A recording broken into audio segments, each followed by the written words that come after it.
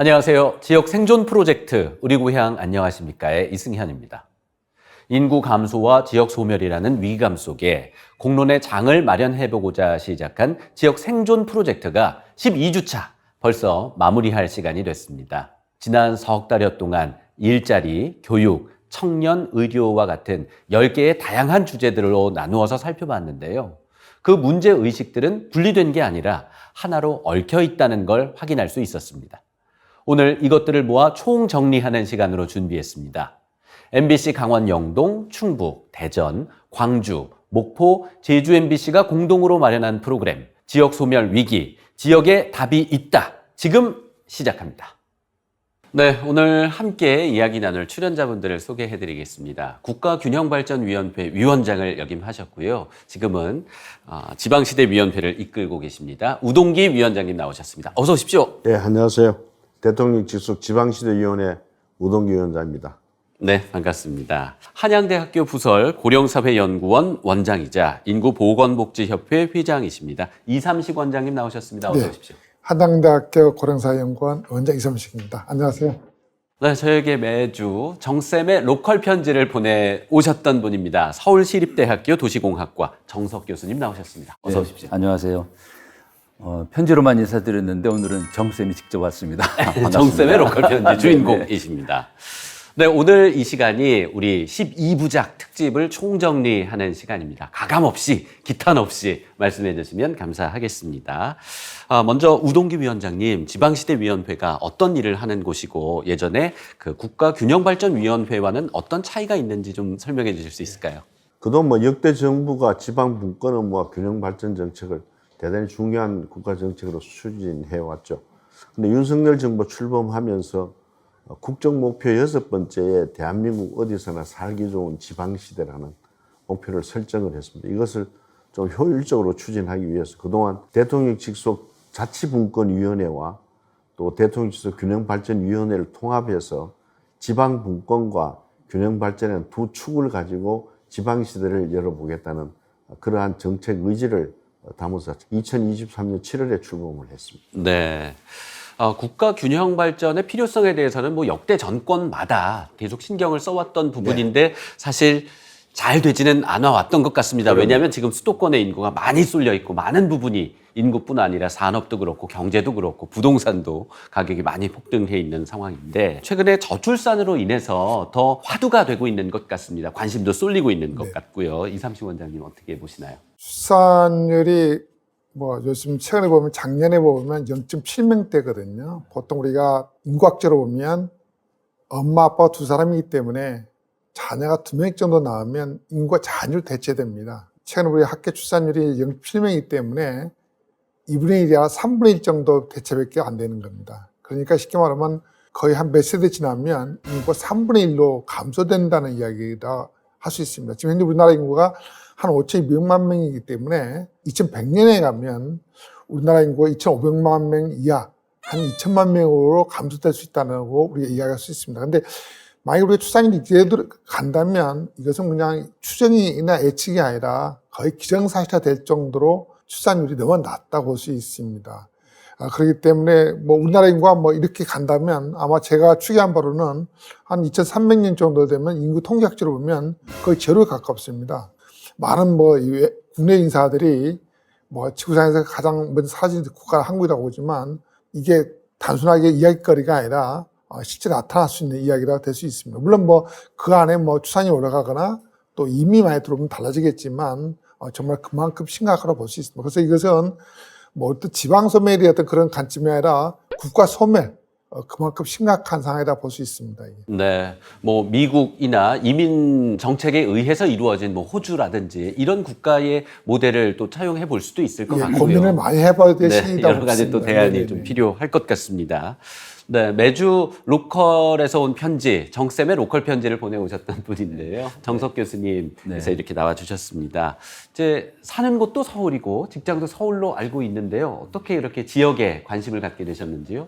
이제 저는 도시를 공부하는 사람이고 이렇게 세어보니까 이제 40년 좀 더 된 것 같아요. 도시 공부라고 하는 게 사실은 이제 작게는 마을부터 우리 도시 또 도시와 주변 도시 또 농어촌을 포함하는 지역, 더 크게 보면 우리 국토까지를 생명체로 보는 게 저는 핵심인 것 같아요. 그러니까 왜냐하면 서로 연결돼 있고 이어져 있거든요.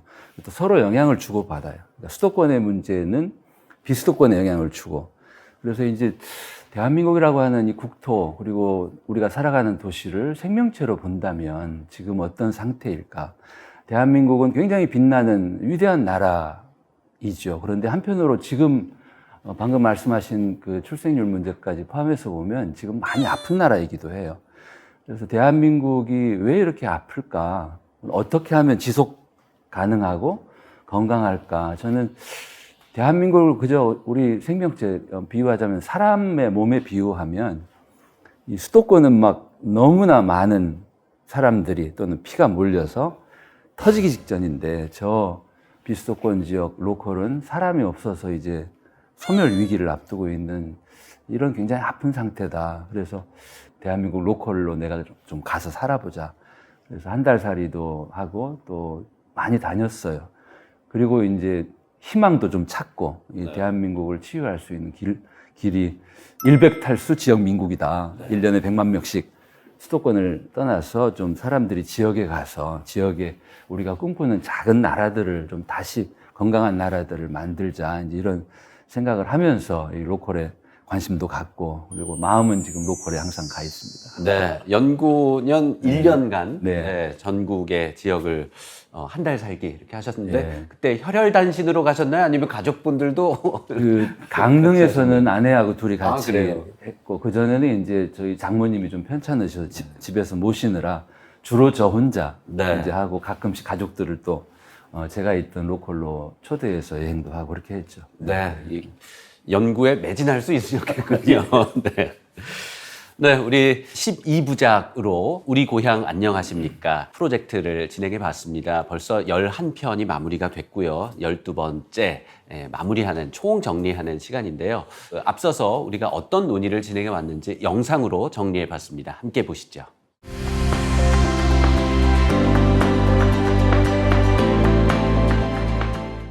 지방의 경제권이 경쟁력을 가질 수 있도록 지방의 광역교통망 거점을 만들어주는 일이 필요한데, 이제 문제는 인구가 자꾸 감소합니다. 특히 2052년 인구 전망을 지난 6월 초에 통계청이 발표를 하였는데, 전국 인구는 한 600만 명 감소합니다. 그러니까 미래는 결국 교통뿐만 아니고 의료든 교육이든 점점 더 이런 공공 서비스 수준이 떨어질 수밖에 없는 시대로 가고 있습니다. 왜냐하면 인구는 넓게 퍼져 있고 인구는 또 감소하고 하니까 이걸 공급할 수 있는 효율성이 달성되지 않는 거죠.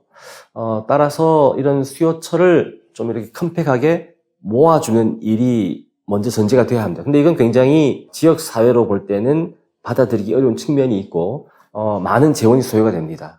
대한민국 정부가 재원이 없지 않습니다. 근데 보면 균형발전 특별회계라든가 지방소멸 대응기금 등이 있는데 이런 재원들이 사실은 이렇게 뿔뿔이 다 흩어지고 있습니다. 이런 재원들이 이런 문제에 대응할 수 있도록 초강력권 계획 구축, 그 다음에 광역철도 구축에 좀 선택과 집중이 이루어지는 그런 재원 대책이 함께 나왔으면 좋겠습니다. 이 메가시티가 지역의 소멸 이런 부분에 대해서 중요한 대안이다. 이런 논의에 대해서 충분히 공감이 갑니다. 그렇지만 그 안에 어떻게 채워갈 것인가, 예를 들면 행정을 어떻게 통합할 것인가, 통합 대신에 특별지방자치단체로 갈 것인가, 아니면 경제공동체로 갈 것인가, 이런 여러 가지 대안들을 갖고 지역에서 충분히 논의가 돼야 할 것 같고, 그중에서 빠뜨릴 수 없는 것이 중앙정부의 전폭적인 지원, 시장의 흐름을 바꿀 수 있는 그런 중앙정부의 역할이 못지않게 중요하다. 압축도시와 축소도시는 지금은 우리가 너무 채우는 충전식 전략을 많이 배웠는데, 일단은 축소도시 시대에서의 압축도시는 먼저 도시를 비우는 전략이 필요한 부분이고, 앞으로 필요한 것들이 뭔지에 대한 부분들. 왜냐하면 이제 인구 감소 시대에 새로운 트렌드이기 때문에, 새로운 패러다임이기 때문에 이에 대한 전략으로서 뭘 채울 것인가를 고민하는 것들이 압축도시 전략이고, 압축도시의 가장 중요한 건 뭐냐면 적정한 인구가 유지되면서 충분한 서비스를 제공할 수 있는 여건을 만들어주는 게 압축도시에서 가장 중요한 부분이고요. 이제 또 하나 덧붙일 게 뭐냐면 압축도시와 네트워크입니다. 압축했을 경우에는 다른 지역과의 거리가 멀어지기 때문에 다른 지역과의 기능과 지역을 어떻게 연결할 것인가라는 부분에서는 네트워크도 함께 고민해야 될 부분 같습니다. 굉장히 다양한 층위의 주거 문제가 있지 않습니까? 이 다양한 층위의 계층들이 갖는 주거 수요들은 분명히 다양할 수밖에 없는데 모두가 이제 만족할 만한 정책을 추진하기는 사실은 어려운 상황이잖아요. 어떻게 하면 시간을 가지고 합의를 이뤄나갈 것인가. 그리고 이제 앞서서도 변 교수님께서 중요한 말씀 주셨는데 인식 전환이 그 전제가 되어야 된다는 말씀 저도 굉장히 공감을 하고 있고요. 그런 차원에서 단계적으로 시간을 가지고 합의를 이루어가면서 앞서서도 말씀 주셨지만 미래 세대에 우리의 어떤 부담을 넘겨주지 않는 이제 지속 가능한 발전 전략으로 가져가야 되지 않을까 이렇게 생각을 합니다. 네, 교통 이야기할 때 가장 답답했던 부분은 이제 지역으로 연결하기 위해서 지하철 혹은 기차를 놓고 또 뭐 지역에 신도시를 짓고 그러면 또 결국 다시는 또 수도권으로 쏠리게 되고 네. 역효과인지 이게 계획이 잘못됐던 건지 아니면 실행상의 우리 인간의 어떤 욕망에 의해서 이렇게 되는 건지 자연스러운 건지 그것도 좀 궁금한데요. 이제 근본적인 접근이 좀 필요할 것 같습니다, 원장님. 일단은 우리가 보통 과거에 보면 1, 2생활권이라고 해서 많이 강조를 했지만 이런 1, 2생활권 자체가 이 수도권 인구 집중화를 갖다가 가속화시키는 원인이 됐다고 볼 수 있거든요. 그러면 왜 1, 2생활권 자체가 수도권 인구 집중 가속화냐 이걸 등식을 좀 보면 결국은 교통 자체는 발달했지만 많은 문화라든가 많은 생활기반 인프라가 수도권에 집중되어 있기 때문에 그렇죠. 이게 일종의 삼투압 현상이라고 볼 수 있죠. 네. 하나의 기압이 높고 낮은 지역이 있으면 자연적으로 물이라든 공기 흘러내려가듯이 그런 현상이 발생하는데 이렇게 그런 삼투압 현상이 잘 발생할 수 있도록 교통이 잘 만들어졌다는 거라고 볼 수 있습니다. 그러면 결국 우리가 교통 탓을 할 것이 아니라 지역을 보면 지방하고 수도권이라는 데가 좀 밸런스를 이루면 이런 물이 한쪽으로 쏠리는 현상이 일어나지 않겠죠. 이게 결국은 뭐냐면 지역 자체 균형 발전이 굉장히 중요하다고 볼 수 있습니다. 우리가 서울 살든 수도권 살든 어디 살든 간에 똑같은 삶의 질을 누릴 수 있는 곳, 똑같은 교육 기회라든가 또는 경제활동 기회라든가 또 더 나아가서 문화생활을 즐길 수 있는 것 이런 것들이 더 중요한데 지금까지 우리나라가 이 균형 발전 자체가 정말로 이루어지지 않았던 것들 이런 것들이 현재 왔는데 지금부터라도 정말로 이 어떤 균형 발전 또 분산 투자 이런 것들이 굉장히 중요하다고 볼 수 있습니다. 네. 이제 우리 그 교수님 말씀을 동의를 하면서 정책적인 원인들을 한번 살펴보면은 실제로 우리나라 균형 발전 정책은 70년대 후반부터 시작이 됐습니다. 박정희 대통령 때 개발 압력이 높아질 무렵부터 시작해서 임시행정수도 계획도 수립을 했고 또 79년에는 박정희 돌아가시고 난 다음에 수도권 정기 기본계획을 수립해가지고 수도권의 규제를 강력하게 하는 수도권 정기계획법까지 만들고 제2창구 도종합계획도 그렇게 수립이 됐어요. 근데 그때 학문적 가설과 정책이 지향하는 가설이 이게 우리나라에 맞지 않았던 것 같아요. 교통정보통신이 발달하면 할수록 균형 발전과 분산 효과가 나타난다고 우리 믿었어요. 그걸 지향하고 교통정보통신의 균형 발전에 1차적으로 많은 투자를 했죠. 근데 결과적으로는 유럽과 미국과 일본하고 또 다르게 역작용으로 우선 교통정보통신이 수도권에 더 집적되는 결과를 자아냈어요. 이거 우리나라 특이한 현상인데 거의 지역개발학계에서 그런 가설을 가지고 있었고 또 정책이 지향하는 가설도 그렇게 됐어요. 그래서 이게 왜 이럴까? 이게 우리나라의 문화적 요인이었던 것 같아요. 다른 나라에서 찾아볼 수 없는. 그래서 아이를 놓으면은 서울로 보내라. 우리는 5,000년 이상 집권적인 나라에 살았잖아요. 그러다 보니까 우리나라의 지역 상권을 보더라도 휴대폰 골목은 휴대폰만 팔잖아요, 지금. 식당 있는데 식당만 모여서 먹자고. 집적의 효과로요. 예. 세상에 이런 공간 구조가 없습니다. 어느 나라도. 그래서 이런 것들 보면은 그러면서 그런 부분이 인프라 중심의 문화적 요인이나 교육이나 의료보다가는 인프라 중심의 지역 균형 발전 정책이 가져온 역작용이 오히려 더 승자 독식의 공간 구조로 가져와 버렸다. 네. 이거 굉장히 지적해보고 싶은 그런 부분들이. 대한민국의 문제를 저는 한마디로 표현하라면 저는 쏠림이라고 생각합니다. 쏠림.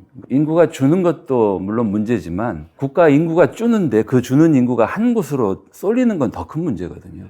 모든 에너지가 수도권으로 쏠리는 이것은 개발시대 국가 정책의 또 방향이 그렇게 왔어요. 그러니까 성장 거점 개발, 그러니까 국토를 골고루 개발시키는 게 아니라 거점 중심으로 서울과 부산을 또는 경부 축을.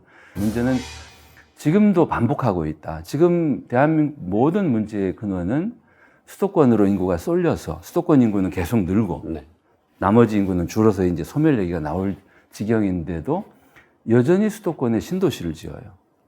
수도권에 신도시를 건설하는 명분은 수도권의 주택 가격 안정이라고 하는 거죠. 그런데 지금 이미 주택 보급률은 100%가 넘었고 지방의 경우는 미분양이 속출하고 있고 이런데도 왜 수도권에 신도시를 지어야 할까? 수도권에 신도시를 지으면 신도시만 짓나요? 거기에다가 도시철도 연결하지. 네.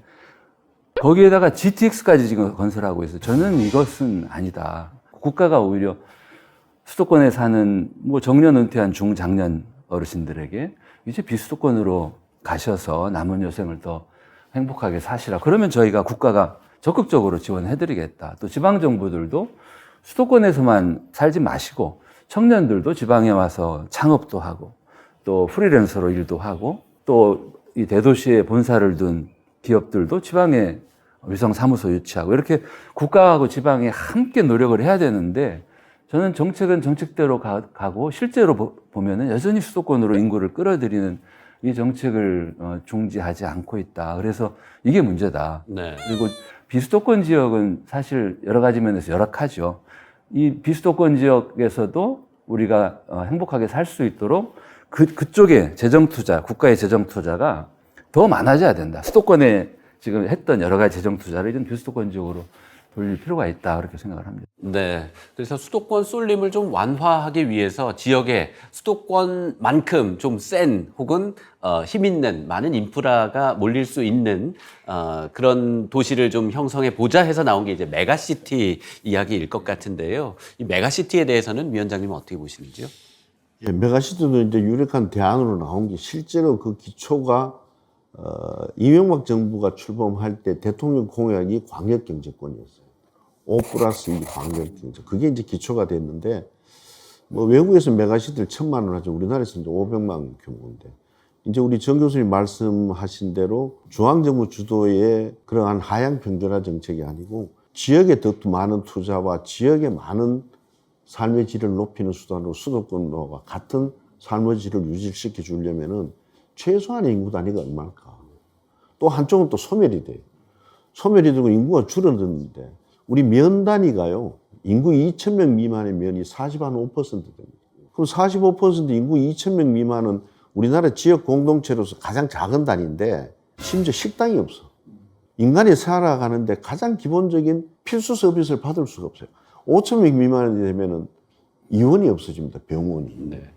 4,000명 미만 통계를 보니까 약국이 없어지는 단계가 4,000명부터 시작.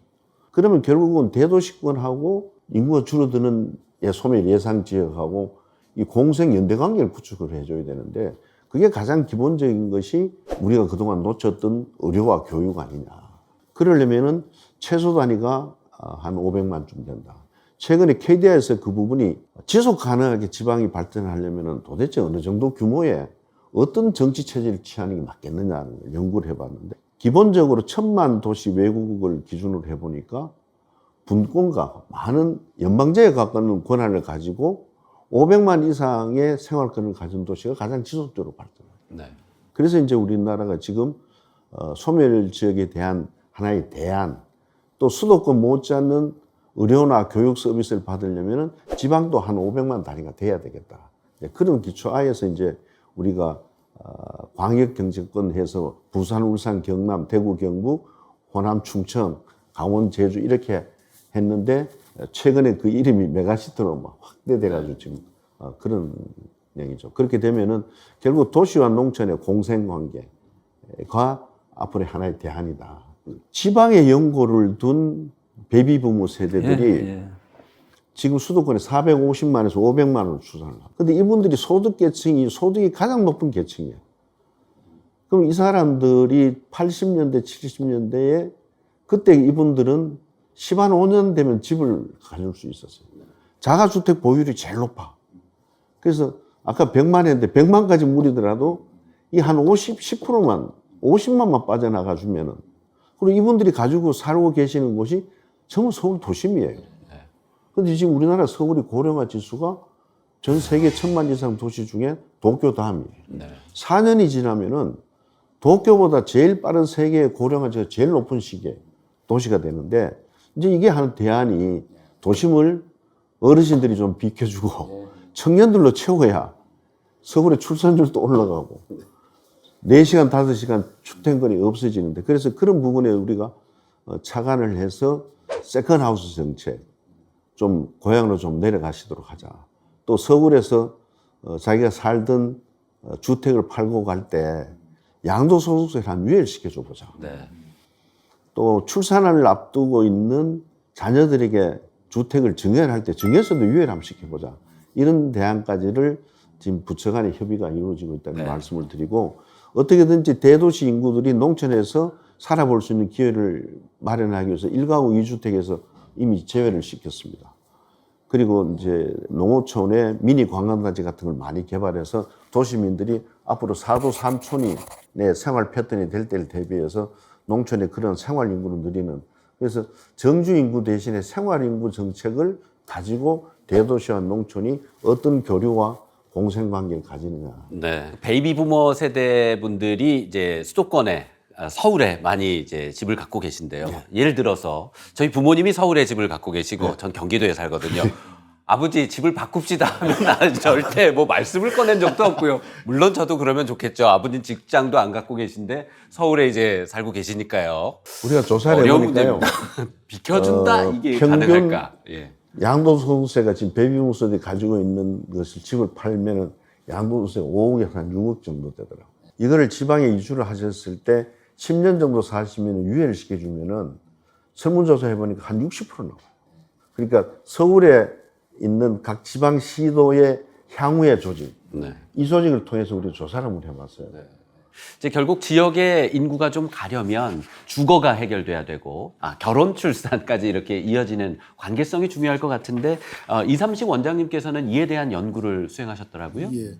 아까 말씀하신 것 중에서 이제 배임 세대 내려가는 것 때 말씀하셨는데, 배임 세대들이 이제 고령층에 들어가는 이제 세대들인데, 우리 고령층 세대만 과연 지방에 내려가서 인구 배분이 이루어질 것이냐, 이제 그런 고민을 해야 될 것 같아요. 왜냐하면 왜 고령층들이 내려가기 주저하느냐, 이 원인을 봐야 될 것 같거든요.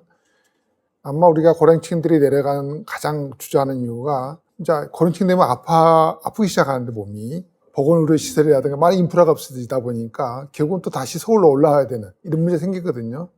제 집안에서 어르신들 보면 시골이 좋아서 가긴 가는데 좀 더 나이가 드시니까 올라오더라고요. 왜냐하면 병원에 거의 늘상 가야 되는데 거의 시골에서 버티지 못하는 거 이게요. 그래서 그 말은 뭐냐면 결국 베이비 세대가 내려가는 것도 중요하지만 사실은 의료 인프라 내려가야 되고, 의료 인프라에 내려간다는 것은 꼭 젊은 사람도 내려간다는 뜻이거든요. 결국 말하면 모든 세대들이 균형적으로 내려갈 필요가 있다는 거죠. 그래야지 이게 지방이 발달하고 균형되게, 그래야지 어떤 세대도 내려가서도 사기 좋게 이런 말이 되야지 어느 특정한 세대, 코호트가 내려가서 해결되는 문제는 아니다. 저는 이렇게 말씀드리고 싶습니다. 이게. 그래서 근본적으로 봐서는 우리가 어느 특정한 세력을 올라가라 이런 걸 주장하는 것보다도 정말로 모든 것이 어울려서 살 수 있는 그런 것들이 좀 이루어져야 되겠다 생각이 들고, 정책적으로. 또 우리가 이제 또 하나 중요한 것은 이제 우리가 출산 관련돼서 이야기를 해보면 아베노미스가 있고 아베노칼로미스가 있는데, 아까 아베노칼로미스가 가장 주장하는 것이 이겁니다. 왜 지방에 있는 사람들이 왜 애들이 성장하면 다 서울로 올라오느냐, 젊은 사람들이 서울로 올라와서 또 출산하고 결혼하고 출산하고 이러거든요. 근데 이제 아베노미스 주장하는 것은 젊은 층들이 수도권에 올라오니까 너무나 굉장히 치열하고 직업에 대해서, 또는 주거에 대해서 굉장히 치열하다 보니까 결혼할 수 있는 구도도 안 되고 애를 낳을 수 있는 구도도 안 되는 거예요. 그러다 보니까 수도권이 더 출산이 가장 낮아요. 우리나라에서 출산이 가장 낮은 시군에 보면 관악구예요. 관악구의 학교 출산이 0.4명입니다. 이 정도 낮아요. 그래도 지방에 가면, 또 군 땅에 가면 그래도 학교 출산율이 1.8명 정도 돼서 한 5배, 6배 되거든요. 이것은 뭐냐면 결국 수도권에 올라오면 너무나 과도한 경쟁 때문에 결혼 출산 자체가 어렵다는 걸 본 거예요. 그래서 일본에서 로칼노미스가 주장하는 건 뭐냐면, 야, 어떻게 하면 지방이 좀 잘 발달해서 거기서 태어난 아이들이 거기서 성장하고 교육을 받고 거기서 직업을 잡고 거기서 결혼해서 아이를 낳고 하면 그만큼 안정적이고 너무나 행복하게 살 수 있다 보니까 아이를 낳았으면 만큼 낳을 수 있다.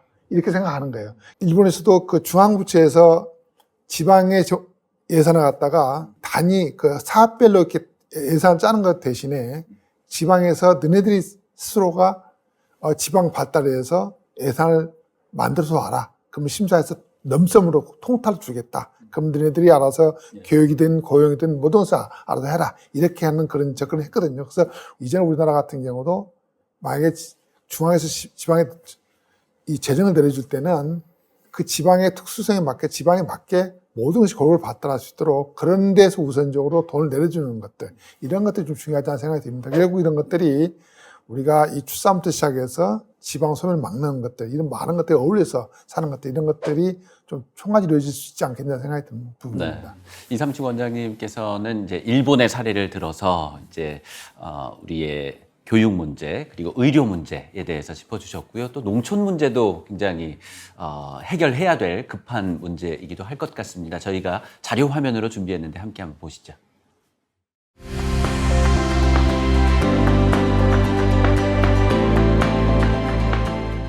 공급자 중심이고 직금의 의료는 또 중앙정부서부터 이렇게 내려가는 식의 그런 제도입니다. 이것을 공급자 중심이 아니라 환자 중심으로 바꿔야 되고 지자체에서 스스로 해결할 수 있도록 해야 됩니다. 그러다 보면 여러 가지 정책들을 지역에서 ICT 기술을 활용하지 않고는 이 문제들을 해결하기 굉장히 어렵습니다. 그래서 디지털 전환, 즉 단순한 아날로그적 요소를 기술로 대체하는 것이 아니라 그것을 통해서 더 나은 제도를 만들 수 있는, 즉 디지털 역량을 강화하는 디지털 전환이 꼭 필요합니다. 지금까지 성장을 위한 교육을 해왔다면 이제는 성숙을 위한 교육으로 바뀌어야 돼요. 인간을 도구화하고 기능적인 관점에서만 보는 것이 아니라 인간 하나하나를 깊은 내면의 심연을 가진 성숙한 존재로 보는 그런 교육으로의 전환이 필요하다. 이렇게 말씀드리겠습니다. 우리나라의 농촌 인구, 특히 면인구는 3분의 1 이하로 줄었습니다. 그러니까 말하자면은 한 1,500만 정도 되던 것이 지금 400만 정도로 줄었거든요. 그러니까 이건 엄청난 감소죠. 그래서 그렇게 된 여러 가지 이유가 있을 수가 있는데 우선 농촌은 역시 농업이 기반인 곳이잖아요. 근데 농사 살기가 어려워지고 있고 또 아시는 것처럼 농지가 점점 없어지고 있습니다. 그러니까 농민들이 살 수 있는 기반이 농지인데 농지가 파괴되고 하는 것들이 큰 문제가 되고 있습니다. 그 지역의 자율성 또 지역 스스로의 계획, 기획 이게 굉장히 중요한 요소라고 생각을 합니다. 물론 이제 국가의 전체를 목표로 둔 그 정책도 있고 지역에서 필요로 해서 움직이고 기획하는 또 정책들도 있거든요. 근데 그 부분이 실제로 지금 농촌과 관련된 부분은 아직은 국가 전체의 목표에 따라서 움직이는 것 같아요. 그 지역의 어떤 힘을 발휘할 수 있는 다양성을 스스로 좀 발휘할 수 있는 기획들, 그러들 할 수 있는 정책들의 그 틈, 예산 틀들이 조금 더 이렇게 확대될 필요가 있다. 이렇게 좀 생각을 합니다. 네, 우리나라 전국적인 인구 감소도 문제지만 인구 쏠림이 더 큰 문제인 것 같습니다. 그 중에 가장 큰 원인 중에 이제 어르신들은 의료 문제, 그리고 또 청년, 젊은 층들은 교육, 이 부분이 가장 좀 부족하다라고 생각들 하고 있는 것 같은데요. 정석 교수님께서는 농촌 지역에서 한 달 살기, 뭐 어촌 지역도 마찬가지고요. 가장 급선무 아까 교통 문제를 짚어주셨는데요. 제가 이제 하동 그다음에 목포, 전주 그리고 강릉에서 한 달 살이를 했어요. 이제 하동이 그 중에 가장 이제 농촌 지역인데 하동에서 한 달 정말 행복하게 살았는데 딱 하나 불편한 게 대중교통이었다. 이제 서울에서 하동에 가는 방법은 버스를 타고 가는 방법도 있어요. 한 서너 시간 걸리죠. 이제 기차를 타고 가는 방법은 구례구역, 전라선 구례구역에 내려서 뭐 택시를 타면 돈이 어마어마하게 나오고 전남 구례잖아요. 하동은 경남 하동이고, 그러니까 거기서 한 번에 연결해주는 대중교통이 있을 리가 없죠. 그래서 이제 지인들한테 마중 나와 달라 이제 이렇게 했죠. 그래서 제가 건의드린 거는 하동 군수님하고 구례 군수님하고 만나셔서 하동이나 구례나 정말 그 봄철에 많은 분들이 오거든요. 또 축제 때도 많이 오고. 그래서 구례 구역에서 출발해서 구례 터미널, 그리고 피아골, 그리고 화계, 그리고 악양, 그리고 이제 하동읍까지, 거기 섬진강변에 양변에 다 도로가 있어요. 그리고 지방도로들은 보통 이제 4차선으로 가는 경우도 있고 좀 좁아지는 경우도 있죠. 그래서 거기에 그 버스 우선차로 같은 거를 해서 주요 지점만, 아까 말씀드린 한 4개 지점만 딱딱 쓰는, 그러면은 자가용보다 빨리 갈 수 있죠. 네. 그런 좀 교통을, 그 대중교통을 운행하시고, 그리고 화계 같은 데도 안에 계곡이 엄청 길어요.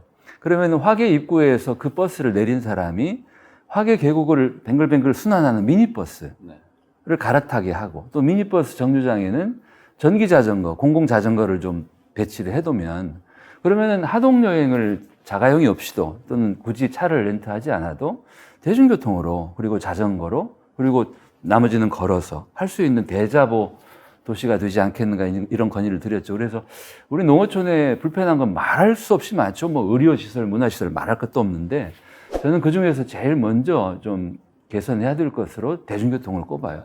대중교통을 개선하는 방법은 딱 2가지입니다. 하나는 자가용보다 빨리 가는 대중교통을 가능하게 하고, 2번째는 대중교통이 경제적으로 아주 유리하게 해주는 거예요. 제일 좋은 방법은 무료화하는 거고, 아니면 전기권을 독일처럼 옛날 그 9유로 티켓을 한 달에 끊으면 고속철도를 뺀 모든 대중교통을 전국 어디서나 무한정 타게 했잖아요. 이제 우리 서울에 동행카드 이제 처음 나왔는데 서울만 되잖아요. 그러지 말고 전국, 우리나라 대한민국 어디서나 모든 대중교통, 고속철도 정도 빼고 마음껏 할 수 있는 한 달에 뭐 한 5만 원권 티켓 정도를 좀 하고, 그리고 지역의 대중교통을 이렇게 혁신적으로 좀 바꿔간다면, 그러면 지역에서 우리가 살 수 있는 기반은 전 될 것 같아요. 그리고 그게 대중교통이 단순히 이동만의 문제는 아닌 것 같아요. 작은 시군들을 서로 연결해줘서 서로 상생하게 하는, 그러니까 서로 뺏고 뺏기는 게 아니라 서로의 이익을 공유하는 점에서도 대중교통 연결이 지금 우리 지역의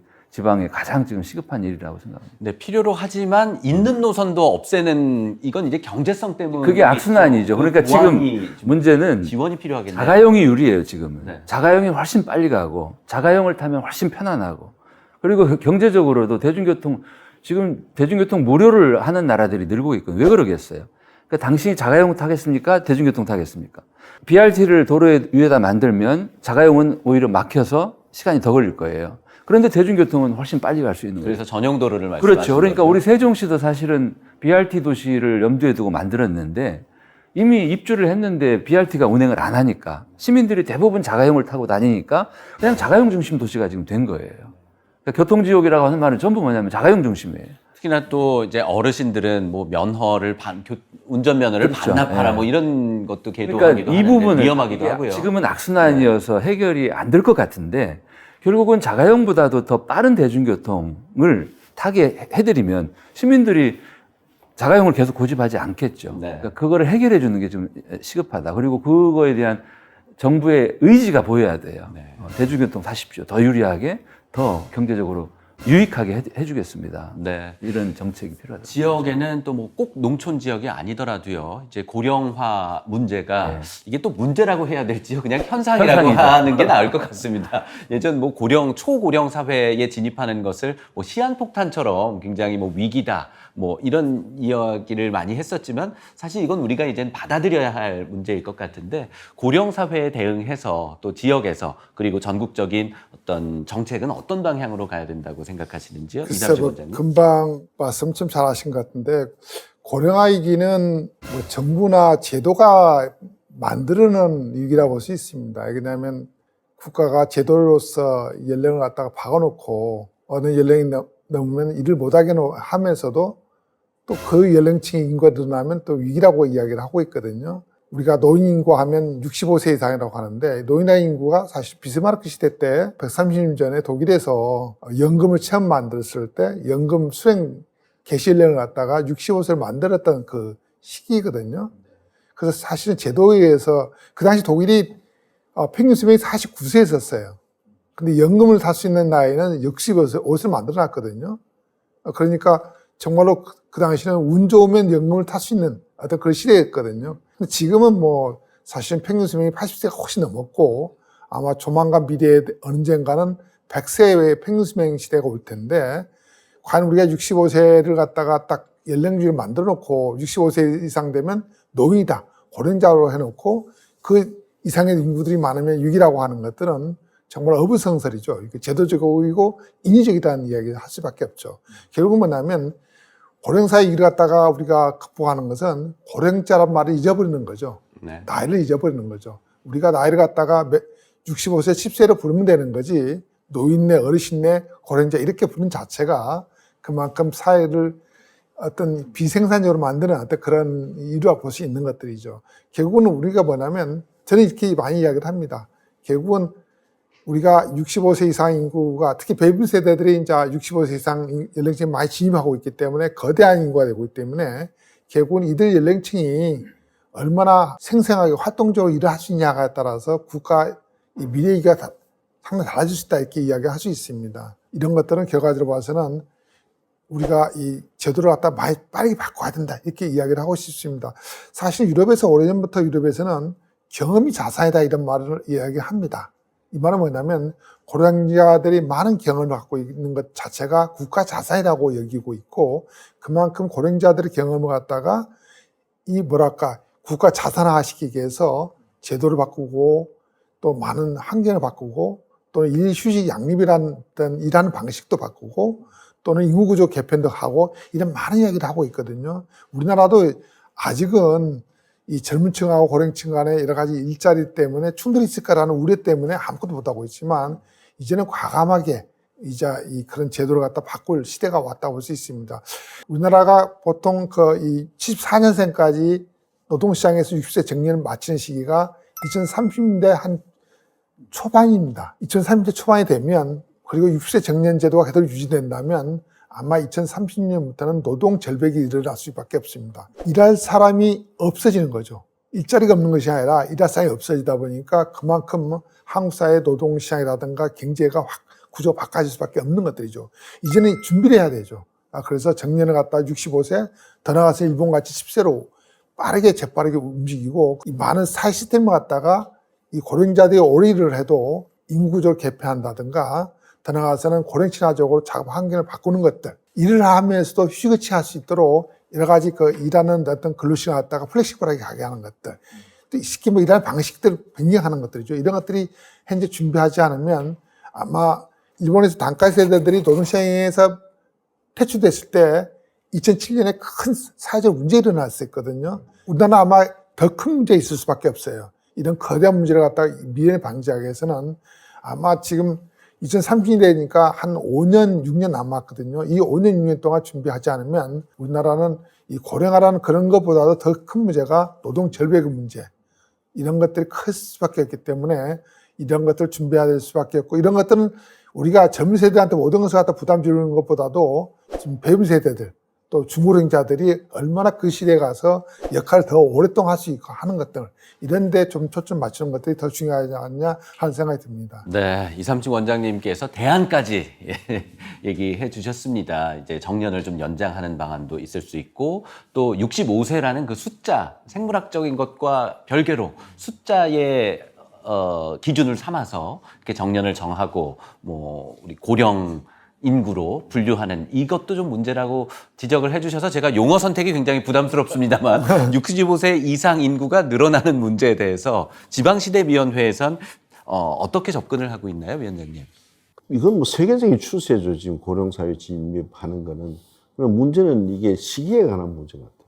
우리나라는 워낙 짧은 시간 내에 이게 진입하다 보니까 일종의 연착륙이 어려운 그런 구조다. 일본도 상당한 시간 동안 됐고, 일본의 수도권 집중률도 32%지만 거의 30년 동안 유지를 하고 있고, 이런 과정 속에서 이제 우리가 왜 그러면 베이비부모 세대가 타겟이 되느냐. 청년들하고 가면 대단히 좋죠. 그건 우선 1차적으로 그분들에게 청년들이 지방으로 가는 것보다는 지방에 연고를 둔 베이비부모 세대가 지방으로 가는 게 우선 더 쉬우니까 이제 정책적으로 유도를 하려고 하는 것이고. 그래서 이 정년 연령이라는 것도 대단히 갈등 요소가 큰 제도예요. 네, 요즘 또 연금 개혁 얘기도 연금 나오고 문제, 그래서요. 또 예. 이 일자리 문제 이게 또 물려 있죠. 예를 들어 정년을 풀고 한다면은 젊은이들의 일자리 문제가 더 심각해질 거다. 그래서 우리나라의 노동시장 진입 연령이 우리나라가 제일 높아요. 초중고 9년하고 12년이죠. 대학 4년이죠. 남성들 같으면은 군 복무 뭐 이것저것 해서 한 2년 잡고 이렇게 되면 노동시장 진입 연령이 제일 고령이에요. 그러니까 생애 노동시간이 제일 짧은 거죠. 65세 기준으로 보면은. 그러면 인구가 적으면은 한 사람도 노동시간이 늘려줘야 돼요. 생애 노동시간을 늘려줘야 인구가 줄어드는 것을 커버를 해줄 수 있다. 그래서 이제 우리가 정부에서 한동안 고민을 검토를 했습니다. 이게 세대 간의 갈등 요소가 워낙 커서 지금 수면 하에 있는 게 이제 학령인구 문제, 교육제도 개선 문제죠. 이래서 노동시장 진입 시기를 좀 당겨보자. 정책도 고민을 하다가 그런 또 한 대안일 수도 있지만 그런 부분들이 이제 또 고려가 돼야 될 것 같고. 아까 말씀드린 대로 이 베이비부모 세대를 고령 인구들이 11.8%에 몰려있을 것이 아니라 면적에 전국을 흩어지려면 의료 서비스가 가장 큰 문제. 그래서 이번에 이제 의대 정원의 83%를 지방의대에다가 배정을 하고 지방에서 정착률이 제일 높은 층이 지방의대에서 공부를 한 사람들이. 재작년까지만 하더라도 지방의 학생들이 그 지방에 있는 의대에 진학하는 율이 약 45%밖에 되지 않았어요. 65%가 수도권 학생들이었습니다. 그래서 이게 이제 지역 인재 전형을 확대하면서 의대, 치대, 한의대, 약대, 의학계열 이걸 대폭 늘려서 지금 한 55%까지 올라갔는데 앞으로 3년 이내에 약 80%까지 확대가 된다면은 지역 의료 서비스가 확충이 될 것이고 또 질이 높아진다면은 그 부분도 그렇게 걱정을 하지 않아도 되지 않겠나. 그런 정책으로 지금 가고 있습니다. 네, 우동규 위원장님께서 이제 청년들의 그 노동시장 진입 연령을 좀 낮추는 방향을 유도하기 위해서 정책적인 접근을 지금 시도하고 계시다고 하셨는데요. 청년, 일자리, 또 그에 대한 부분이 좀 부족해서 또 이민 정책까지도 또 고려되고 있는 상황인데요. 이에 대한 화면을 준비했습니다. 함께 한번 보시죠.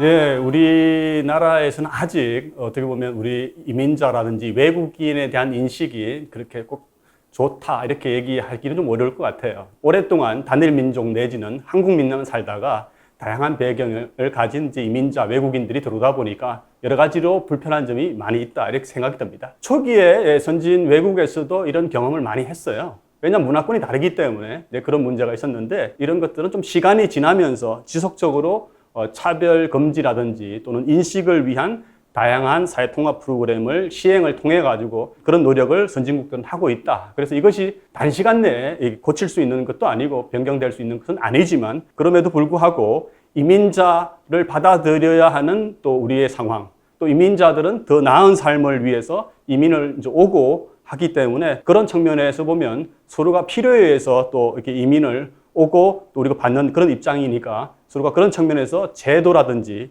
인식 개선을 통해서 그런 차이라든지 인식을 줄이는 노력을 지속적으로 할 필요가 있다 이렇게 생각이 듭니다. 예전에는 사람을 끌어들이기 위해서 기업, 그러니까 job to people, 일자리가 이제 우선이었지만 지금은 사람이 있는 곳에 기업이 가는 시대거든요. 그래서 그 사람들의 인재를 어떻게 연결성을 높여줄 것인가 그런 것들을 통해서 고민을 해야 된다고 생각하고 그래서 그런 면에서 보면 저는 지역 대학의 역할도 대단히 중요하다고 생각해요. 각 지역들이 경남대학 따로 부산대학 따로가 아니고 지역 전체에 부울경 광역권 전체에서 인적 자원들이 서로 필요한 능력과 지식 정보들을 교류하면서 지역의 중소기업들과 협력하면서 생산성을 높이는 그런 것들에 어떤 지원을 할 것인가 이런 고민을 좀 근본적으로 해야 된다고 생각합니다. 저는 요즘 이제 청년 친화성이라고 하는 이런 게 되게 이슈가 많이 되고 있는데 사실 정책이 지속적으로 성공하려 그러면 리더십하고 예산하고 여론이라는 삼박자가 맞아야 된다고 생각을 해요. 지역에서 어떤 리더십이 변화가 온다던가 그리고 어떤 그런 변화에 따라서 예산 편성이 달라지고 또 여론이 바뀌게 되면 이게 단절적인 지원이 되기 때문에 지속 가능하려고 하면 장기적인 리더십 그리고 장기적인 예산 편성 그리고 일관적인 여론이 필요하다는 말씀을 좀 드리고 싶습니다. 제도적인 지원은 충분히 많은 것 같고요. 오히려 저는 좀 형식을 깨줄 수 있는 그런 기획이 필요한 것 같습니다. 뭐 이를테면은 관에서 쓰는 문서를 저는 좀 자유 형식으로 바꿔도 괜찮을 것 같아요. 물론 뭐 청년들이 내는 사업 계획서나 어떤 기획들이 다소 이제 미숙할 수는 있지만 그 부분은 보완하면 되고, 그러나 형태가 너무 정해져 있고 그 형태대로 따라가다 보면은 청년들도 결국에 이 관에 혹은 어른들한테 잘 보이기 위한 좀 잘 분장된 그런 계획서를 쓴단 말이죠. 저는 거기서 창의성하고 창조성이 사라진다고 생각하고, 그 부분이 아쉽기 때문에 뭔가 청년들을 수혜의 대상이라고 보기보다는 오히려 더 창조적인 기회의 대상으로 바라봐 주시면 좋을 것 같습니다. 네, 지역에서 청년 인구 유출을 막기 위해서는 결국은 일자리가, 좋은 양질의 일자리가 좀 확보돼 있어야 할 텐데요. 지방시대위원회에서는 청년 정책 어떻게 접근하고 계신가요, 위원님? 예, 교육과 의료 쪽으로 의료 서비스를 통해 가지고 한번 해보려고 하죠. 역대 정부에서 균형발전 정책 중에 가장 중요한 요인이면서도 좀 소홀하게 다뤘던 부분이 특히 교육 정책이에요. 국토부나 산자부 인프라 중심의 부처에서는 균형발전 정책을 추구하고, 교육 정책은 지방에서 고등학교를 졸업한 학생들이 수도권에 있는 서울에 있는 대학으로 어떻게 진입시키는, 여기에 초점이 맞춰져 있었는데, 이번에 이제 교육발전 특구를 통해서 그 지역마다 스스로 결정하는 교육제도를 설계를 하고, 또 그 지역에서 공부한 아이들이 공교육 중심으로 교육을 받은 아이들이 지역에 부모들이 보내고 싶은 학과에 입학을 할 수 있도록 하는 지역 인재 전형, 그래서 그 지역 아이들끼리 경쟁해서 뽑혀지는 그런 제도인데, 그 중에서 가장 부모들이 선호하는 우선 의학계열부터 시작을 했습니다. 아까 설명드린 대로 의학계열은 벌써 성과가 나타나고 있고, 또 하나는 공공 부분의 일자리를 좀 만들어 보자. 그래서 중앙정부가 가지고 있던 특별행정관서에 가지고 있던 중앙정부 기능을 지방에 넘겨가지고 공공 부분의 일자리를 늘려주고, 또 한편에 기회발전 특구를 통해서 수도권에 있는 기업들이 지방에 이전을 할 때 또 가압승계 상속제도, 상속세와 소득세를 국세 중심으로 대폭적으로 지원해 준 제도가 기회발전 특구입니다. 도 단위에서는 200만 평, 광역시는 150만 평, 이건 산업단지 만드는 것이 아니고 기존에 있던 산업단지를 활성화시키는 일종의 소프트웨어 정책인데, 이것은 대단히 관심이 지금 많이 있습니다. 그래서 이를 통해서 지역의 일자리를 늘려보자. 그렇게 되면은 그 지역에서 공부한 아이들이 그 지역에서 일할 수 있는, 정주할 수 있는 기회를 가지게 될 것이다. 그런 정책적인 흐름을 가지고 의료교육과 교육계획을 통해서 균형발전을 이뤄보고, 균형발전을 통해서 저출산 문제를 해결해보자. 이 세 가지의 흐름이 지금 정부의 정책 기조입니다. 네, 지난해 출범한 지방시대위원회에서 정말 단기간에 많은 정책들을 발표하고 추진을 하고 계신데요. 결국은 또 인식도 변화해야 될 것 같습니다. 그 지역의 교육청에서는 서울대학교 몇 명 보냈는지 발표하고, 또 우리 지역의 고등학생들이 수도권으로 얼마나 대학을 진출했는지, 이걸 또 학부모님들도 관심 사항이다 보니 또 교육 당국에서도 이걸 또 정리해서 발표도 하고, 비공식으로라도 이게 또 확산될 수밖에 없는데요. 이 인식이 좀 바뀌어야 될 것 같습니다. 네, 정석 교수님께서는 하동, 전주, 강릉 지역에서 사실 때 좀 청년들도 좀 만나보셨나요? 많이 만났죠. 네. 청년들이 서울이나 수도권 또는 대도시가 아닌 로컬에서, 지방의 작은 중소도시에서 또는 농어촌에서 행복하게 일하며 살 수 있을까? 저는 이게 믿음의 문제 같아요. 근데 저는 그렇게 믿습니다. 그리고 연구년 한 해 동안에 많이 만났어요. 로컬에서도 행복하게 일하며 사는 청년들을 많이 만났는데, 문제는 그런 청년들이 잘 안 보이고 소수이고, 여전히 대한민국은 일자리를 찾기 위해서는 서울로, 수도권으로 가야 된다는 이 믿음이 너무나 강하고, 청년들이 오히려 로컬에서 행복하게 살 수 있다는 믿음은 아직은 좀 작아 보이는 게 문제인 것 같아요. 네. 이미 우리 국가나 지방정부가 청년들의 로컬 일자리 정책을 많이 하고 있고, 그런 지원을 받아서 창업하거나 프리랜서로 또 이렇게 행복하게 일하는 청년들이 많은데, 제가 보았던 사례 가운데 제일 놀라운 사례는 일본의 사례예요. 일본의 도쿠시마 현의 가미야마라고 하는데, 여기가 한때는 2만 명, 지금은 5천 명. 작은 산골 마을인데 인재들이 끊임없이 산골에 와요. 그리고 작년 봄에는 고등학교 3년 그리고 대학교 2년, 그러니까 5년제 정규 학교가 이 가미야마 산골에 개교를 했어요. 전국에서 학생들이 와요. 완전 무상교육이고. 근데 이 5년제 학교에서 과연 뭘 가르칠까?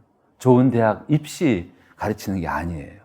그러니까 고등학교 1학년 나이 청소년이 내가 뭘 좋아하고 내가 뭘 하고 싶고 그걸 찾게 하고 그렇게 자기가 좋아하고 잘하는 걸 찾아서 그것으로 자기가 일자리를 만들어서 행복하게 살고 자기도 행복하고 지역에 기여도 하고 그런 희망이 우리나라에도 구석구석 많이 있거든요. 그래서 과거와 같은 취업 일변도의 일자리 정책에 고집하지 말고 다양한 지금 트렌드가 바뀌잖아요. 프리랜서를 선호하고 또 사무실에 꼭 모여서 일하는 게 아니라 재택근무, 워케이션.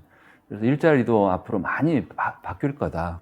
그래서 그런 거를 생각하면서 다양한 청년 일자리를 만들어 갔으면 좋겠습니다. 네. 제가 한 말씀 드리면 저는 이제 지자체 연구 프로젝트를 좀 간혹가다 하거든요. 그래서 광역자치단체라든가 또 시군 다녀오는데 인구 전반 연구를 하다 보니까 청년 일자리 같은 것도 좀 연구를 합니다만은 그때 연구 과정에 느꼈던 것들이 뭐냐면 올해 수도권보다도 지방의 일자리가 더 정규직이 많습니다. 더 안정적이라고 볼 수 있죠. 우리가 정규직, 비정규직 갖다가 직업의 안정성을 본다면 수도권보다도 지방이 훨씬 직업의 안정성 더 좋습니다. 그런데 왜 청년층들이 지방을 떠나서 수도권으로 비정규직으로 와야 되냐? 그런 것들을 우리가 고민을 많이 해야 할 부분이 있습니다. 그 부분은 뭐냐면 일의 질입니다. 일자리의 특성이 이렇게 있는데 수도권의 일자리는 비정규직이지만 미래가 보이는 일자리라고 볼 수 있고 지방 일자리는 정규직이고 좀 안정적이지만 미래가 잘 안 보이는 일자리들이 많습니다. 근데 요즘 청년층들은 임금, 페이 이런 것들도 중요하지만 더 중요한 것은 자기 미래를 가꿀 수 있는 일자리가 더 중요한데 지방의 일자리가 그런 일자리가 좀 부족하다는 것이 가장 핸디캡이 될 수 있고 또 하나 중요한 것은 지방 일자리는 복지라든가 일가정 양립이 상당히 부족합니다. 이게. 그러다 보니까 일 열심히 하면 페이는 많이 받지만 젊은 층으로서 즐길 수 있는 청춘의 즐거움이 사라져버린다는 거죠. 그래서 오히려 정규직 일자리에서 일하는 것보다도 편의점에 일하는 것들이 더 선호합니다. 편의점에서 잠깐 일하다가 서로 올라오는 것들 이런 것들 선호하지 어느 사업장에서 열심히 오랫동안 일하는 것을 선호하지 않습니다. 이 말은 뭐냐면 결국은 지자체에서 할 일이 있습니다. 지자체에서 할 일이 뭐냐면 지방에 있는 여러 사업장들, 기업들, 직장들에 대해서 어떻게 하면 그 일자리 안에서 복지를 갖다 좀 더 강화시킬 것인가. 물론 지자체에서 행정, 재정적으로 좀 투자를 해야 할 필요가 있습니다. 그리고 그 일자리 안에서 일가정 양립, 쉽게 말하면 일하는 시간을 근로시간 갖다가 좀 더 정해진 시간만 하고 나머지 시간은 청년들이 자기 청춘 즐길 수 있는 시간 또는 미래를 갖다 준비할 수 있는 시간 이런 걸 주는 것이 중요한데 이런 것들에 대해서 기업에다만 너무 의존하지 말고 지자체가 좀 나서서 같이 협의하고 타협하고 또 필요하면 행재정적인 지원하는 것들 이런 것들이 중요하다 볼 수 있습니다. 이런 것들이 이루어져야지 지방 일자리가 정말 좋은 일자리가 되고 여기에 따라서 청년층들이 좀 더 지방에서 오랫동안 있으면서 정착하면서 행복하게 살 수 있는 기반이 될 수 있다고 저는 생각이 듭니다. 네, 이삼식 원장님께서는 이제 통계적으로 조사 결과에 따른 그 내용을 얘기해 주셨는데 저는 이제 대학에서 학생들과 이제 저 수도권 대학인데요. 이야기를 나눠보면 과연 그럴까 하는 생각이 듭니다. 왜냐하면 수도권 서울 지역의 청년들이라고 해서 취업해서 평생 정년 보장에 되는 그런 정규직으로 들어가느냐 하면 또 그걸 원치도 않고 회사도 원치 않고 개인들도 원치 않고 있는 것 같더라고요. 다들 지역은 지역대로 수도권 서울은 서울대로 불안해들 하고 있는 것 이걸 좀 기성세대들이 꼭 그렇지 않다는 걸 좀 이야기해주고 정보를 주고 이해시킬 필요가 있지 않나 하는 생각도 좀 들더라고요. 예. 또 이렇게 지역에는 청년 인구가 좀 줄다 보니 그 대안으로서 이민 정책, 외국인들이 와서 좀 정주하고 일도 하고 또 교육도 받고 이런 정책을 또 펴기도 하는데요. 또 고령사회연구원에서는 이삼식 원장님께서는 이 부분에 대해서는 어떤 연구를 좀 진행하셨나요? 과거의 이민 정책은 우리나라가 혈연 기반에 강한 국가다 보니까 국민 정서도 그렇고 또 국민정서 상당히 배타적이죠. 그러다 보니까 정부 정책도 상당히 뭐라 할까 주저하는 면이 많습니다만은 이제 인구 감소가 본격화되고 있고 고령화가 정말로 엄청나게 빠른 속도로 진행되고 있기 때문에 이민 정책에 대해서는 이제는 좀 더 본격적인 정책으로서 우리가 이야기를 할 필요가 있습니다.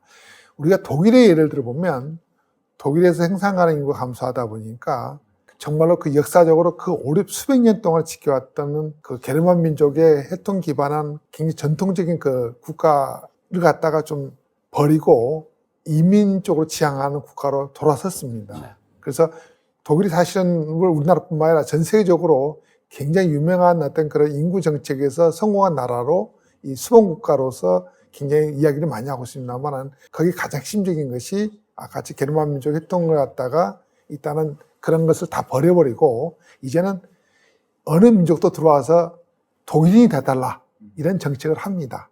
그래서 독일인이 돼서 독일의 생산 가능 인구의 또 부족을 갖다가 막아주고 또 그네들이 와서 출산하기 때문에 출산이 올라가고 이런 문제가 있기 때문에 인구가 굉장히 강해지고 이것이 미래에도 독일이라는 나라가 영원히 꺼지지 않는 강성한 강한 국가가 남을 수밖에 없는 그런 기반을 갖고 있거든요. 이제 우리나라 같은 경우도 우리나라 더욱더 이제 현재 저출산 고령화 문제라든가 또 인구 감소 문제 심각하던 위기가 왔다 보니까 이제는 좀 더 배타적인 어떤 그런 그 국민 정서를 좀 버리고 이제는 이민을 갖다가 좀 더 좀 포용하고 융합적으로 봐줄 수 있는 이런 좀 시대가 왔다고 볼 수 있습니다. 그래서 현재 우리나라 많은 지자체에서 노동력이 부족하기 때문에 많은 이민을 받아들이는 어떤 그런 태도가 있는데 이것들을 갖다가 과거에 독일에서 50년, 60년대에 쓰고 버리는 이런 정책을 써서 꼭 실패를 받았는데 우리나라도 현재 아직까지도 그런 정책이 강합니다. 단기적으로 이네들이 오면 잠깐 일하다가 보내고 이런 정책을 하고 있는데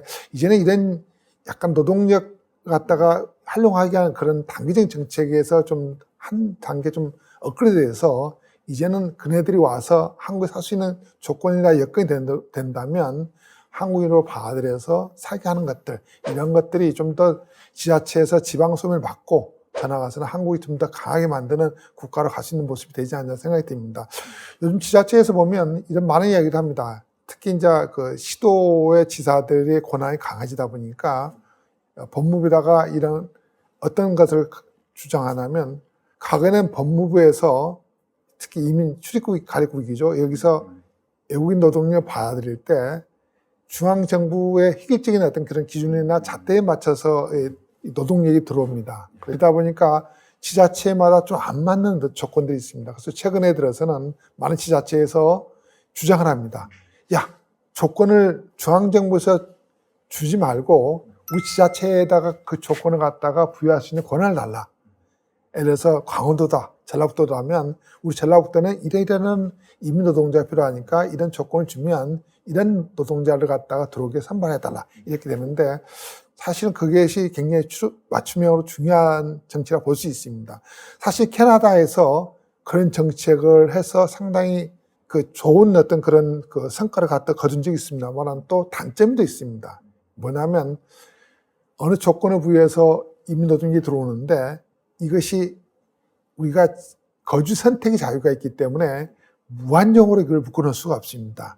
입장한 기간이 나면 기간이 풀어지다 보니까 외국인 노동자들이 자유대로 딴 데 지역을 갈 수 있습니다. 그러다 보니까 그 노동자들이 결국은 또 수도권으로 들어오는 그런 문제가 생기거든요.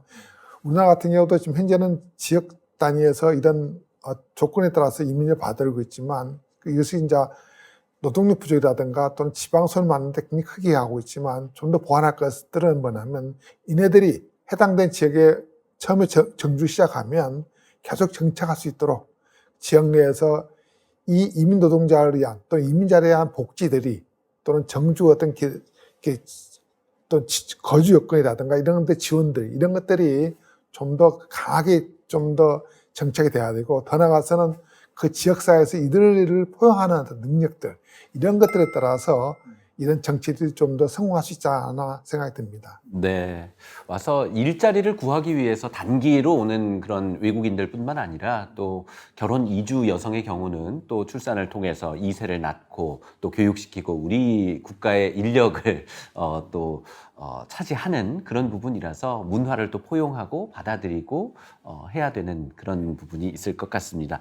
이제까지 우리는 지역이 이런 부분이 부족하고 하니 수도권으로 빠져나가지 이렇게 대책을 좀 정책을 펼시다라는 이야기 했는데요. 이제는 좀 긍정적인 이야기로 마무리했으면 좋겠습니다. 우리 지역 최고라는 영상을 한번 준비해 봤는데요. 함께 보고 이야기 나누겠습니다. 제 고향 목포 많이들 사랑해 주시고 한 번씩 놀러 주시면 좋을 것 같습니다. 사랑합니다. 화이팅! 음식값도 그렇고 모든 면에서 부산 영도가 최고인 것 같아요. 강릉은 그 대도시처럼 너무 복잡하지도 않고 있을 거 있고 그리고 부족함 없이 살기에는 딱 적당한 도시라고 생각합니다. 그래서 저는 강릉 사는 게 좋습니다. 사실 청주가 살기 좋은 건 너무 시끄럽지 않고 너무 사람이 붐비지도 않고 뭔가 살기 좋다는 느낌을 받는 것 같아요.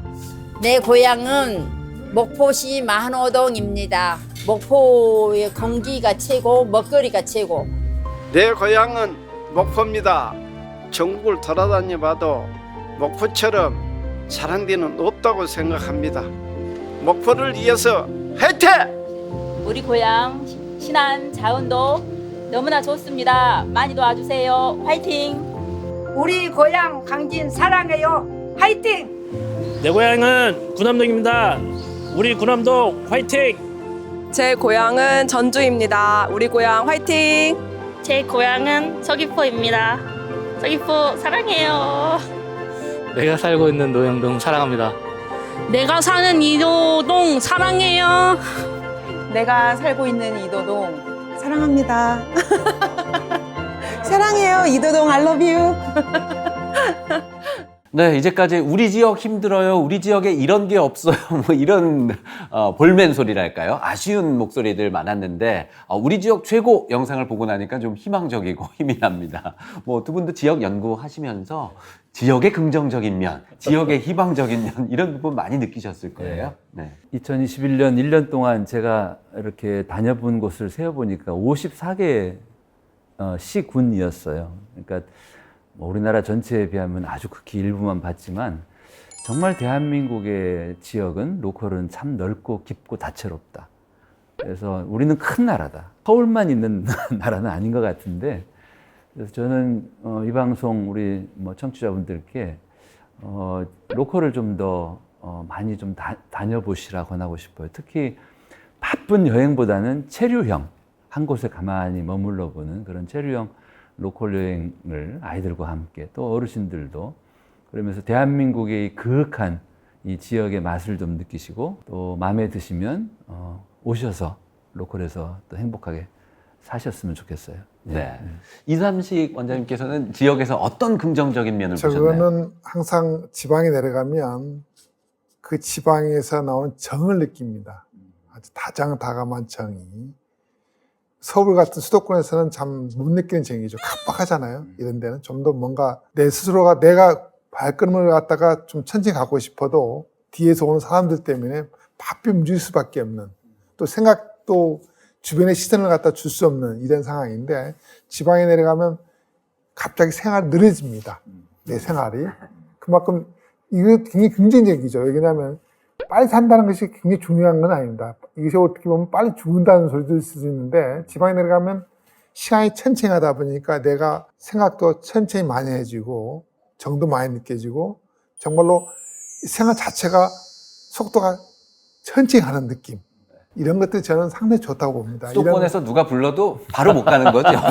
일단 전화기 꺼놓을 수는 없지만. 네, 맞습니다. 그래서 이런 것을 느끼려면 우리가 사실은 인생에 적어도 특정한 일부 시간은 지방에 살아보아야 되겠다 하는 것을 저는 꼭 이야기하고 싶습니다. 네, 지금까지 인구, 청년, 교통, 교육 다양한 분야에 대해서 총정리하는 시간 가져봤는데요. 끝으로 또 한 말씀씩 부탁드리겠습니다. 먼저 정석 교수님께서 말씀해 주시겠어요? 대한민국의 뿌리는 저는 로컬, 지방 그리고 우리 지역이라고 생각해요. 근데 지금은 대한민국의 지역 또 지방이 위기인 것 같아요.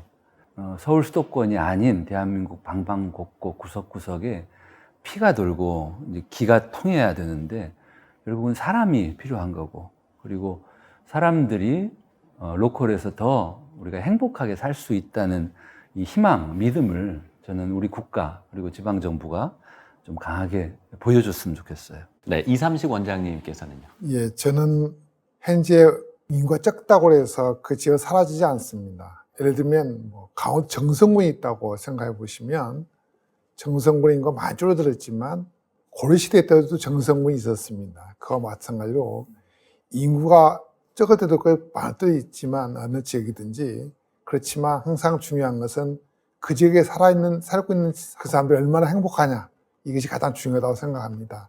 인구가 많고 적음에 대해서 많은 고민도 갈등도 많겠지만 더 중요한 기초는 그 지역에 남아있는 자들이 얼마나 잘 살 수 있는가, 이런 것들에 의해서 복지정책, 교통정책, 많은 정책들이 어울러서 그 지역에 남아있는 사람들을 위한 최선의 정책이 될 수 있으면 좋겠습니다.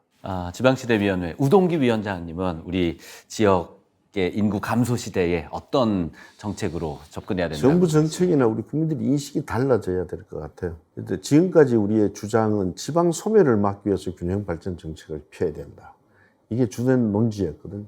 그 문제가 아니라 대한민국의 경쟁력을 높이기 위해서, 또 떨어져 가고 있는 수도권의 경쟁력을 높이기 위해서, 수도권의 경쟁력은 결국 고령화 지수로 보면 엄청나게 떨어져 있는 거죠.